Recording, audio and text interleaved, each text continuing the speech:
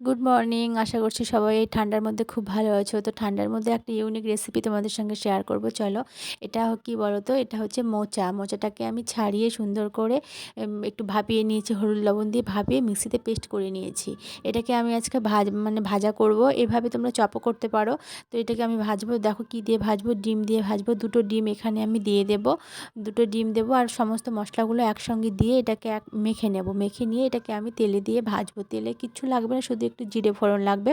এটা আমাদের বাড়ির গাছের মোচা, আমার শাশুড়ি মা পাঠিয়েছিল। তো আমি ভাবলাম এটা দিয়ে একটু ঝরঝরে ভাজা করে নিই, কারণ এটাই খেতে চায় সবাই বাড়িতে। আমার বড়, আমার মেয়েও এই রান্নাটা মানে খুব ভালোবাসে। এই রান্নাটা আমার মা এইভাবেই মোচা ভাজা আমরা মানে ছোটো থেকে খেয়ে এসেছি। তাছাড়া যে মোচার ছোলা দিয়ে তরকারি, তারপরে মোচা আতপ চাল দিয়ে যে ঘন্টটা হয়, এটাও খেতে তো মানে ব্যাপক লাগে। তো এইভাবে যদি মনে করো, তোমরা যদি কখনো মনে করো হাতে সময় নেই, তো এইভাবে করে নিতে পারো। এটাও খেতে খুব ভালো লাগে। একদম ঝরঝরে করে ভাজবে, কম আঁচে দিয়ে। আঁচটা বেশি দেবে না, তেলও কম লাগে।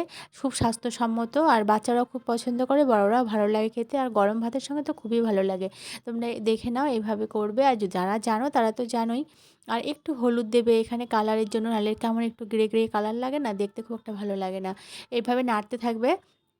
এই যে এরকম জল মানে গাটা যখন গায়ের থেকে জলটা কেটে যাবে, তারপরে আঁচে রেখে দিবে, একটু একটু পরে নাড়া দেবে, তারপর ঝরঝরে হয়ে যাবে। যেরকম হয়ে গেছে। টাটা, সবাই খুব ভালো থেকো।